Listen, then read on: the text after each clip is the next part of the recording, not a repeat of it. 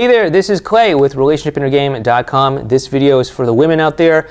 We're going to be talking about 5 signs that you might be unconsciously, inadvertently pushing men away and repelling men, okay? So, let's go ahead and get into this because I know that there are a lot of women out there who might be unintentionally pushing men away from them and sabotaging their own efforts to get the kind of relationship that they want. So let's get right into this. Sign number 1 that you might be unconsciously repelling men is that on some level you might actually hate men or resent men, right? So maybe you've had some sort of experience in the past. Maybe your really shitty ex-boyfriend or something did something terrible, and now you just have like this secret, chip on your shoulder, the secret grudge that's sort of like spilling over from just him into like all men, and you want to like somehow get revenge on him and prove him wrong, or somehow just take it out on some other guy, right? That could be a sign that you're actually repelling men, because men don't want to be with somebody who hates men. I mean, unless they're like really, masochistic. But most men want to be with somebody who's going to appreciate them. Most men want to be with somebody who's going to love them for who they are. And if you, even on some weird, subtle level, hate men, for any number of reasons, that could be something that could be pushing men away. And if you do want to have a good, healthy relationship with a man, that's something that you should really consider looking at and doing anything that you can to work through that issue, okay? Because that's really going to hold you back in a big way. So that's the first sign that you might be repelling men. The second sign that you might be repelling men is if you're trying to push your own agenda when it comes to dating or relationships with a guy, right? So if you have some sort of agenda, something that you're trying to use the guy to get, whether that's like, I want to get commitment, I want to get marriage, I want to prove to my ex-boyfriend that I am lovable, damn it. I want to, get my mom to stop complaining about how I'm not married yet, or whatever it might be. If you're using the guy as a means to get that, if you have like some sort of ulterior motive, ulterior agenda behind interacting with him, dating him, or anything like that, it's going to come across and it's going to feel bad. It's going to cause a bad taste to be in his mouth, and he's going to not feel the connection with you in a way that's going to make him want to be with you and spend time with you and commit to you in maybe the way that you even want to, okay? And so that's why we always emphasize that you focus on the quality of the connection between you and the guy rather than, some sort of end game, some sort of event or outcome that you want. Focus on the process, right? If for example you wanted to get married, don't focus on trying to lock him in to marry you. Focus on having a great, solid emotional connection, because once that is in place, you're setting the circumstances up to where he's naturally going to want to do things like propose to you, marry you, commit to you, all of that stuff, right? So don't try to force your own agenda, because it's going to repel men, but it's also going to cause you to focus on the wrong things. And instead, what I want you to focus on is the process that's going to naturally lead to those outcomes that maybe you want, which, 99 times out of 100 is going to be just focusing on the quality of the connection between you and the other guy, okay? That is the second sign that you might be pushing men away. Now, the third sign that you might be pushing men away is that you might focus too much on the physical connection between you and a guy, focusing too much on sex, focusing too much on flirting or anything like that, right? And that's great. Sex is an amazing thing, and it's a great part of a healthy relationship and everything like that. But you want to focus on not just the physical aspect of things, but also the emotional aspect, because a relationship can't just be based on sex. Otherwise, it's like friends with benefits or something, right?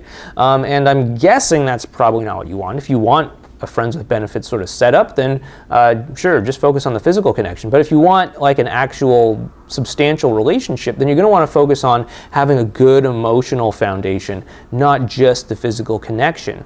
Because if a guy thinks that if a guy sees you as only like a release for, you know, sex or physicality and stuff like that, he's not going to want to commit to you. He's not going to want to spend a lot of time with you. He's not going to want to be there for you through the ups and downs of life, especially if there's no emotional foundation whatsoever. So take the time to build that emotional foundation.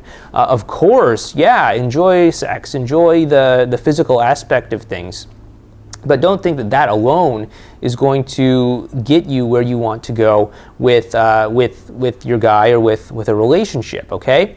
The fourth thing that can repel men is if you're kind of out of composure, right? So there's two ways that people can be out of composure. Now, the most common one that most women do when they're out of composure is they kind of do the nice girl thing. They like bend over backwards to make sure the guy is happy, that he's taken care of, that he doesn't want anything and all that, right? And there's nothing wrong with that in general. You know, it's nothing wrong with like wanting your partner to be happy, making sure their needs are met and all that stuff. But when it comes to, you know, just sort of like sacrificing everything that maybe you want or is important to you, being like, you know, I don't care what we do, I'm down for whatever, I just want to go with the flow, it's up to you, I don't care, I'm down for anything, let's just whatever, man, I'm totally open. Like, when it comes to that, that's not going to build a solid connection with a guy, because you're not showing him what's important to you. You're not showing him where you stand. Now, obviously, you don't want to, you know, step on any toes and be like, I don't care what you want, we're going to do it this way or anything like that. I mean, obviously, listen and have a two-way street and everything like that. But don't think that you should just like surrender and give up and just be a doormat. That's not going to make him want to commit to you. That's not going to make him want to spend a lot of time with you or bond and connect with you. It's just going, because he doesn't know where you stand. He doesn't know what's important to you. He doesn't know where you are, because you're just sort of being this like hollow ghost. And when he tries to, you know, feel you and say, hey, what do you want for dinner or something, he can't grab anything because you're just, I don't know, what do you want? I'm down for whatever, right? But if you said like, hey, what do you think of that Mexican place that just opened up down the street? You'd be like, yeah, that sounds good, let's go there. Or, you know, maybe he's not in the mood for Mexican. Be like, well, how about we go for Thai food, right? That sounds pretty good to me. And then you can have like an actual discussion, but at least he knows what you want, right? So that's one way that women mess up the composure thing. The other way is the complete opposite end of the spectrum, where they behave in a way that makes men think that they don't care at all, right? They do this thing that a lot of women do where they play hard to get. They, you know, act as if they don't care. You know, maybe they've read one of those books that says, hey, you should never, ever, ever, ever, ever call a guy or text a guy or anything like that. You should always wait for him to make the first move or any weird thing like that. And the problem with this is that men don't want to be with women who don't give a shit about them. I mean, again, unless they're like a masochist or something like that. But men want to be with a woman who actually cares about him, who actually enjoys being with him. And if you're sending out these signals that, hey, I don't give a damn about you, then eventually, I mean, he might put up with it for a little while or something until something else better comes along, until there is a woman who gives a damn about him. And then he's going to be like, yeah, this woman actually cares about me. I'm going to stop hanging out with, you know, Miss Indifferent over here, and I'm going to go hang out with this cool woman who actually appreciates me. So that whole composure thing, that either, you know, doormat or playing too much hard to get, that is the fourth thing that women do that unconsciously repels men. I mean, the fifth thing that women do that unconsciously repels men is that they try to force the guy or the relationship or something to seem or to look like something that it's not. Okay, so they might, you know, maybe try to change a guy, if you know what I mean. They might try to change him to, you know, get a better job, get in shape, be nicer, be a civilized beast, damn it, whatever it might be. And that can really repel men, because a man isn't a fixer-up project. He's a person, right? Obviously. And so you want to either just be able to accept him and love him for the person that he is, as imperfect as that might be, or if you really can't do that, if you really can't love him for the person that he is, then what you really need to do is to just let him go. Just let him go, and you can go ahead and create space so that you can find the guy that you can love for the person that he is. And you can let the guy you have right now go so that he can find a woman who is going to appreciate him for the person that he is. Okay?